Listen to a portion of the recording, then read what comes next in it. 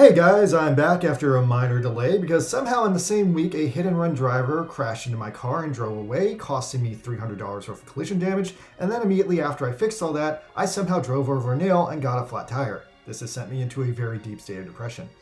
Anyway, I'm almost done my anime. We have exactly 2 minutes left to animate, which is so close. We should be done in another month or so. I'm really stoked about that. And I will probably be releasing a final trailer in another week or so. The final trailer is actually the first trailer I had planned on releasing, but because of the exhausting and extensive work of doing anime, it's actually going to be the final trailer because one of the shots in it was literally one of the last shots we had to make. I should also point out at this point that I'm pretty much broke because I spent all my money on making an anime. So if you guys would like to support the channel in any way, please subscribe to my Patreon or just subscribe to the YouTube channel and try to watch more of my videos. Right now, this channel is only worth $4 a month. And yeah, my Patreon is very lackluster, but I promise that if at least 2 people subscribe to it, I will post more regular updates on the anime's production just so you guys know what's going on. Alright, anyway, back to Gundam Build Metaverse. So yes, Gundam Build Metaverse, an anime created to promote the very real and extremely pointless Gundam Metaverse project, which is currently going as well as all previous attempts at creating a metaverse have gone down by anyone who has ever dared to create one. In short, not well at all. The Gundam Metaverse went up, the demo is up, and by all accounts, it's just a super laggy, super big download to like spam you to go buy Gunpla. But hopefully they keep building it up and eventually it becomes like an online battle game, but right now it's kind of pointless. Anyway, in the 2 weeks since episode 1, and while I was hoping episode 2 would just drop last Friday and I could review 1 episode a week, it unfortunately did not. And instead, both episode 2 and 3 dropped together on this Friday, causing everyone confusion and throwing off all the schedules this week. Anyway, so yeah, I'm going to review both episodes in this video just to get it over with, and yeah, let's finish up this crazy Build Metaverse crossover. By the way, after the first episode, someone pointed out that this anime is very fan servicey and doesn't really make sense because I'm pretty sure Gundam Build Divers had previously mentioned that Gundam Build Fighters was just an anime in their universe. Now, I guess you can just excuse that maybe it was an anime based on real events because, you know, that shit happens all the time. But yeah, if I think about all the plot holes in this 3-episode series, I'll go nuts. Anyway, let's get on with it. Gundam Fight, ready, go! Alright, so episode 2, it's called Re-Rise, and this is a reference to the last Gundam series, Gundam Build Divers Re-Rise. We resume anime in the real world with Gundam Walmart, where Saria is giving a detailed Gundam detail model kit explanation, and her and the underage main character suddenly lock eyes with each other, and like that's how they fell in love. Now this is a weird flashback to how they first met and how he basically attached himself into her life. And then they skip ahead to like the first time they went to the Metaverse when they met some like Gundam Age protagonists and the Black Tri-Stars. And then we skip ahead again and there's another flashback that explains how Saria directly misled Rio by having a second profile account. In her second profile, she wants to be black. And that's why it's so obvious she was also Masked Lady, or rather, that's why Rio was so oblivious that she was Masked Lady, because he thought she had an account, so he just didn't like have the thought that she could have 2 accounts. And anyway, once again, these flashbacks and flash forwards play out extremely poorly, which I just have to account it to the show's limited runtime, because it seems like they wanted to have another episode in between episode 1 and 2. And now they're just cramming a bunch of events in here in like a haphazard way. And I'm not sure how I feel about seeing all these moments in the second episode, but at least seeing these moments gives some context to why Rio was absolutely oblivious that Saria was Masked Lady, because he thought Saria was this other girl over here. Alright, anyway, here's the opening. I still don't love this song. I guess it's starting to grow on me a little bit, but it's just an extremely competent song. Alright, so we're still in the Gundam Walmart, and now the time has skipped ahead again to after the first episode post-credit thing, when Rio is interrogating Saria on why she lived a double life as Masked Lady. And she fesses up that she created the lady character because she wants to obtain the title of Lady Meijin Kawaguchi, the strongest female Gunpla builder. And on top of that, Saria also has a twin sister who wants all the same thing she does. So her sister also wants to be Lady Meijin Kawaguchi. And we get some more flashbacks to like how they like worked up as like Gunpla builders. And oh snap, look at this super sick Puebli build. I love that. Anyway, also Maria apparently started out by using a T-Area Gundam with like a Freedom backpack. That's like so Gundam Breaker mobily. But anyway, yeah, after this complicated flashback, we reveal that Saria's family has all these like major drama issues, especially with her sister. And basically her sister hates her because anything she ever wanted to do, her sister had already done it, and her sister had already done better. So this gave her like an inferiority complex. Geesh. Anyway, yeah, so Saria's sister became a psycho and she adopted the evil masked lady persona, and at the same time Saria adopted the masked lady persona to hide from her crazy sister. And yeah, that's crazy. So they both didn't want anything to do with each other, so they both became masked lady and evil masked lady. Wow, alright. So anyway, now it's been a couple of years and her sister finally tracked her down and beat her up and caused her to go into a depression. And anyway, Rio is just a boy, so he's not sure how to deal with all this like middle-aged woman depression, but he decides he's going to go back to the metaverse, and he promptly runs into the extremely gay character Maggie, who's as gay as he ever was, the gayest character in Gundam history. He gets fan service cut-ins on his gay ass and everything. Anyway, he abducts Rio, and the anime just keeps zooming in on how abnormally round and circular his ass is. Think nothing of that. Anyway, he promptly takes this underage boy to his metaverse whiskey bar, and they do a Tokyo bartender cliche thing. Maggie gives Rio some basic advice that he can cheer up Saria by getting stronger on his own, and that he shouldn't pressure her. So then he puts Rio on a mission, and that's his business.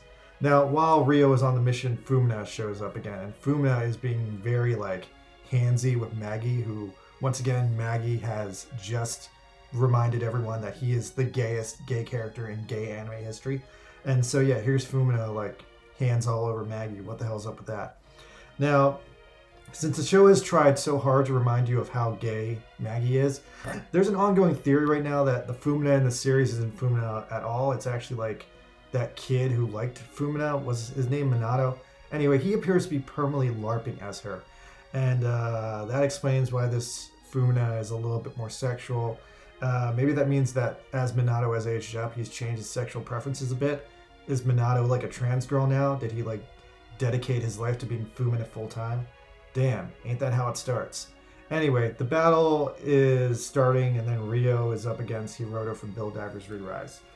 And it's really interesting seeing him again because he always had a dark and brooding personality, and now he's like extended that by like painting his core Gundam all black, which makes me think like originally when I saw this, I thought like Hiroto might have like turned evil, but there's not enough time for that in this fucking show. So anyway, he's the same Hiroto. He's had like no character growth. He and Rio team up and fight the Dark Army. And this ends up being a pretty fast fight. So then Hiroto says that he wants to fight a raid boss. So they go off to do that. Meanwhile, we go back to Saria. Saria is still sleeping inside of Gundam Walmart, which I have to remind you is her job. So that makes me wonder, do they pay her to sleep, or is she just a homeless girl? Anyway, Rio texts her and wakes her up, and her boss tells her it's her duty as his master to watch over her students. So she gets back in the metaverse. But anyway, then we fly over this temple, and this raid boss is going on. We get a bunch of like cool ass cameos by some other like mobile suits from the series. It looks like the raid boss is like Bahamut from Final Fantasy. I can't get like a good look at it, what it is.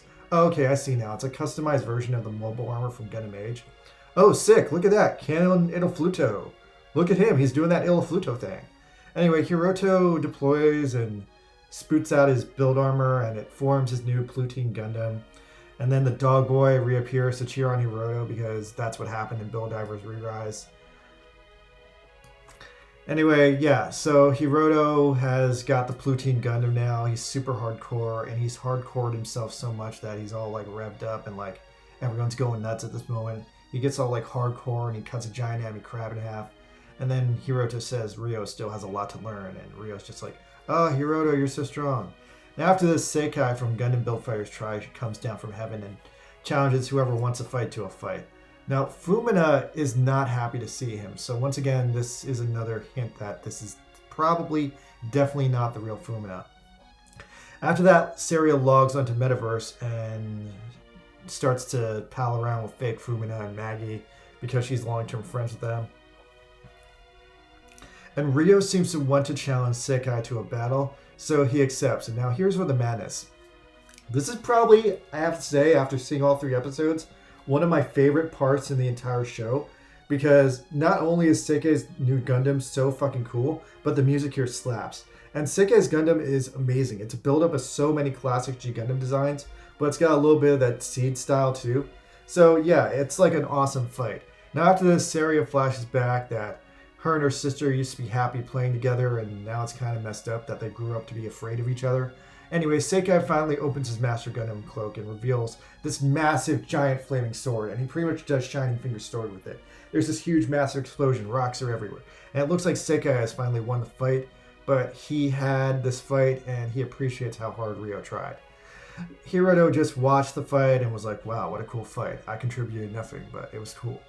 After this, Rio goes back to the lounge, and he takes Saria, and he talks to her, and he says that Saria tells Rio that she needs him to defeat her sister because she can't do it herself, and that's the whole episode.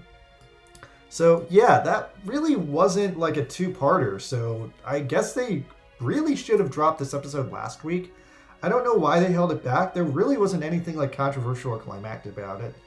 It was kind of funny and random that Dog Boy just manifested out of nowhere to cheer Hiroto on and then disappeared when that was done. That seems totally insane and random if you haven't seen Gundam Build Fighters Divers Re-Rise, but yeah, that happened like every episode of Divers Re-Rise. Alright, I guess we're going straight into the last one now. So this is the final episode of Gundam Build Divers Metaverse, and I'm pretty sad that the show is over already. But yeah, this episode just starts us off into what's called the 200 Territory Gunpla Battle, which is a massive Gundam battle royale that also involves snatching territory sections. We get a quick cameo by all the characters from Build Divers and Re-Rise who weren't important enough to have dialogue or plot points, so they just sit in a chair and stare off blankly into their void of retirement. Then we see a bunch of Turn A suits, a bunch of G Gundam suits, and wow. Also, check it out. There's the Build Divers original Tequila Gundam Daniel Custom. That was like in one episode of Build Divers. And yeah, so they're fighting in Gundam SeaWorld. And yeah, once again, they explain more of the rules of this battle, that because they have to conquer land, because they have to fight bosses, and they have to be on teams, it's basically Dynasty Warriors Gundam. Like, if you played Dynasty Warriors Gundam, this is exactly how the fights went down in that game. So anyway, Maggie, Fake Fumina, Saria, they're all in their, like, VIP lounge, and they're watching the fight. Then there's another VIP lounge, which has Iori's mom, Iori's dad, Iori's girlfriend, and Ramba Ral in it. Iori had a dad? He did? I don't remember that. Anyway, here goes nothing. This is the final battle against Evil Masked Lady, the evil twin of the regular Masked Lady. Alright, so this final episode is called Try and Fight, and it again references all the previous series. Saria is on FaceTime telling Rio that he has to do all these things to beat her sister, which is kind of cheatery because he's basically like telling Rio her sister's strategy. Elsewhere, a bunch of mobile suits are just blowing up each other, and Hiroto finally like gets to the battle late. Hiroto and Sekei like decide they're gonna fight now because they didn't fight in the last episode. And they're fighting in front of this weird tower. Yo, does anyone recognize this tower? This looks like the tower from Macross, but anyway, I'm like really curious what this is because I don't recognize it. Then the ogre dude with the GPO Race 2 shows up. I haven't seen him in so many years, I forgot his name. And then after that, the 4 Sasaki siblings show up, including Ganko. Hell yeah, Ganko. Ganko gets a line. Ganko is important. Okay, so yeah, this is a complicated Gundam Battle Royale Dynasty Warriors affair, and Meijin Kawaguchi can only sit back and watch it so long before he wants to fight too. So he flies into his Gundam Barbatos Amazing in like a ball of energy, like he's fucking Gal Geiger. And then there's this amazing fan service moment where you just see like all the original 5 Wing Gundams fighting together. And I have to point out that this is big because they're all in their first original forms, when canonically in the anime they all hate each other and they didn't fight together. So this is actually the first time in the anime we're seeing the original 5 Gundam Wings actually fight together. Unfortunately, they all get insta-killed by What's-His-Face from Build Divers with the age extend, and yeah, that's whatever, but it was cool for a second. Iori and Sei show up, and interestingly, Iori clocks Fumina as the real Fumina. Or maybe not. Maybe just Iori saying that Fumina did some stuff. Like, he's definitely talking about the real Fumina, but I can't tell if the Fumina he's talking about is also the Fumina in the show, because Fumina is just an eternal mystery in the show, and I don't think that's the real Fumina. Anyway, Iori and Meijin went back to face each other because I guess they were rivals, and Rio is impressed by all that. And then continuing the Gundam Wing theme, Evil Mask Lady shows up and sits her ass on top of the space station Libra. Now Rio gives some talk that, fuck you, Evil Mask Lady, how can you be mean to Saria? Saria is so great. And Evil Mask Lady is just like, I hate her, shove and fight me. So this is the moment that Rio's out to avenge his master, and I don't know why he has to avenge her because she's totally alive, and also it's kind of fucked up that she's sending a child to fight her battles, but whatever, she should tell her own business. Anyway, this is a video game, so how serious are you gonna take it? Rio seems like he's doing okay, but he gets weirded out when he realizes that Evil Mask Lady fights exactly the same as normal Mask Lady. And you'd think that would make it easier, but he has apparently PTSD from fighting Mask Lady so much. And then she summons her insane weapons platform thing. Now, apparently this is based on the weak-ass weapon platform thing that was in that one episode of IBO and no one liked it. Because it was like way too similar to that one episode weapon platform that was in that one episode of Gundam 00, and it felt like a rehash of that. Anyway, so this is the third time that thing's being rehashed, but this time around, she put the arms from the Psycho Gundam Mark II on it, and it's like mirror funnels, and that gives it this real nice Advance of Zeta mecha horror vibe that I'm into. Anyway, so they fight, and she fights, and, you know, they're fighting, and now she's a mobile armor, so she has an eye field, and beam weapons are not working against her anymore. A bunch of Gundam Unicorn dudes show up to help Rio out, but she shoots them all down with her Psycho Gundam parts to show how strong she is. Meanwhile, on the other fight, Iori is losing to Meijin because, again, this is like a whole separate battle that they don't have time to like go over. Now, Meijin is okay that Iori is losing, and he says that Iori is losing because he's not fighting with everything he has. And so then Meijin like gets even stronger by summoning his Gundam's insane backpack booster, which has like extra arms and extra drills and all this like maddening shit. Now, Iori seems like he's going to lose to this backpack booster, but then Reiji comes out of the alternate dimension, and everyone's like, Reiji, how the hell did you get here? And he's like, well, even though I live in an alternate dimension, I can somehow communicate with Iori by simply connecting to this dimension's internet. Like, does everyone remember that Reiji went back to his original dimension at the end of his show? Like, I think he had like a medieval like prince castle, and like he lived there. Anyway, somehow in that dimension with like the medieval castles and the princes, they somehow figured out transdimensional internet before we did. So, you know, now he can just like go on dimensional multiverse internet. So yeah, he's there now, and that changes the battle around. Meanwhile, back on the other battle, Saria is like feeling really run down from like all this fighting, and Internet AI girl from Bill Divers shows up and says, don't give up on your boyfriend, and this somehow re-empowers Rio on the other side of the battle and gives him enough energy to overcome the Psycho Gundam Mark II's arms. And then we get this really weird moment where Rio has like a moment to himself, and he has this like super like character moment where even though Rio is this blonde-haired, blue-eyed, white American boy, he's at least 25% Japanese on his grandfather's side, and they bring up that he has this like super Japanese grandfather, and his super Japanese grandfather told him to accept the path of the samurai. So Rio finally accepts the path of the samurai and shouts out all these nice things about all the nice people in his life. And while he's shouting all that out, he's like beating the shit out of Evil Mask Lady. And then Evil Mask Lady just has a psychotic break from like all this abuse. She has a psychotic break that she had to live with her older sister, that her older sister was like her constant enemy in her eyes, and all this drove her insane, and that's why she's a bad person, because she just didn't know how to coexist with her older sister. And there it is, everybody, the core of Gundam. We got there in a short time, but we got there. Coexistence and understanding. All Gundam is about understanding, and Evil Mask Lady has realized that she just couldn't understand her older sister, who was exactly like her. Anyway, so Rio gives her the business and schools her that even if her sister exists and has the same interests as her, it doesn't mean that her own interests are invalidated or any less important. And that's what the show is all about. Like, if you have brothers and sisters and they like the same shit as you, don't be a dick. Anyway, then we immediately flip over to the fight between Meijin and Now, I guess he's lost to Iori and Reiji, so now he's fighting the dude with the Gundam AGX, and yeah, that's another fight going on, and then Iori and Reiji and Yanko and all the other characters fly off into the sunset. Ogre guy shows up one more time, and then we're back at Libra where the battle's over and Rio is still trying to help Maria learn to be a happy, productive member of society. And that's how the show ends. Yeesh. Oh, by the way, there's one more post-credit scene. A few months later, here's what happened next. Fumina is back, Barbatorus was back, and they're at this like weird Gundam tournament. And oh, look at all the characters. Oh, it's these guys from Build Divers. Oh, it's these guys from Build Divers Re-Rise. Oh my god, yes, the Gundam Breaker mobile crew. They all lived. They all lived in this dimension. Amazing. Misa's there too. Amazing. Alright, so this is like the slight future, and it looks like the battle has continued, and somehow evil Mass Lady has finally achieved the rank of Lady Majin Kawaguchi. And it looks like Rio's going to fight her again now that she got stronger, and yeah.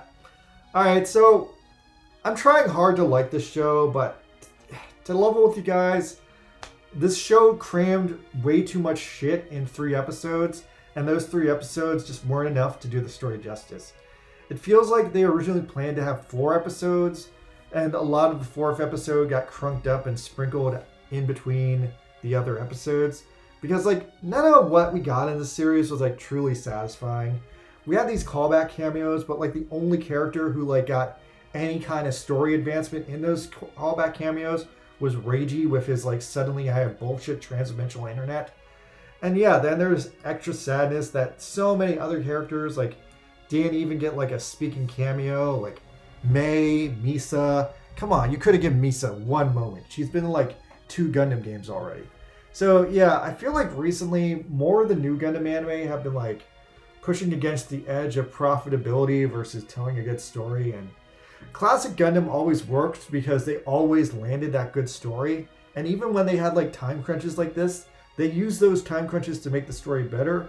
So I'm kind of really annoyed with this one because it seems like definitely they did not tell the entire story they wanted to tell. Like, I feel like to go over everything they were trying to do, they would have needed 5 episodes and not 3.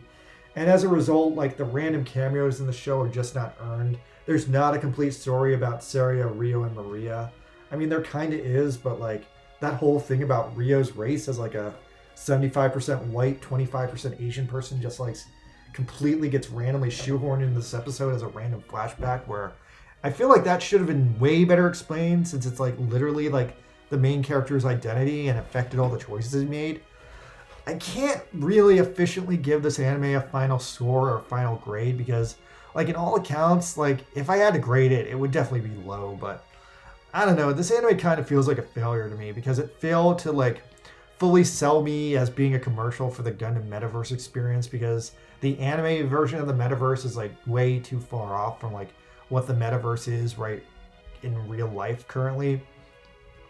And then it failed to tell a unique story about Rio, Mary, and Saria because it just barely introduced them, barely explained who they were.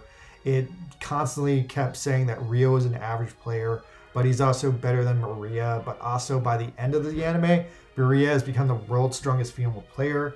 So is that like some sexist shit that an average kid is somehow stronger than the world's strongest woman?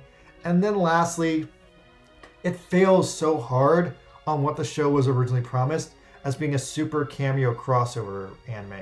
Because like all the cameos, the cameo by the Build Divers team, like nothing is set up well enough in the runtime that they give to like really fully have fun with it or explore it. Like honestly, it should have been one or another. They should have just told this new story about Saria, Maria, and Rio and sold the Metaverse, or they should have not included those characters and they should have just had all the old characters in this like constant crossover like drama while also existing in the Metaverse. Like, just trying to be nice again, I do think the first episode was pretty strong, and I think the battles in the first and second episodes were extremely well done, which honestly carried the show. But then the third episode was extremely overstuffed with too much going on. I feel like they were just starting to have fun with the crossover concept in the last episode, because then they started throwing down like awesome crossover battles, but then there was no time to actually show any of those awesome crossover battles.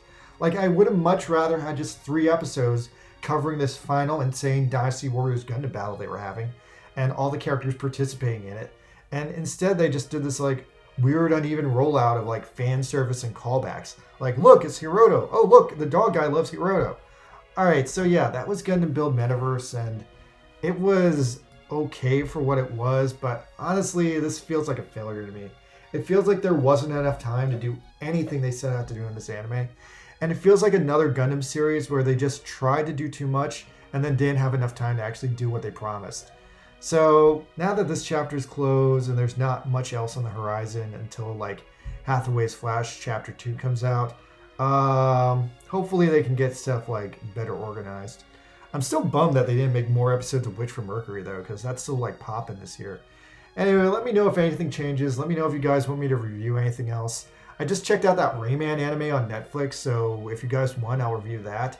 And yeah, let me know if anything else changes. Otherwise, I'm working hard on trying to finish my anime because I want to release my anime by the end of the year, and there's only a few months left in this year.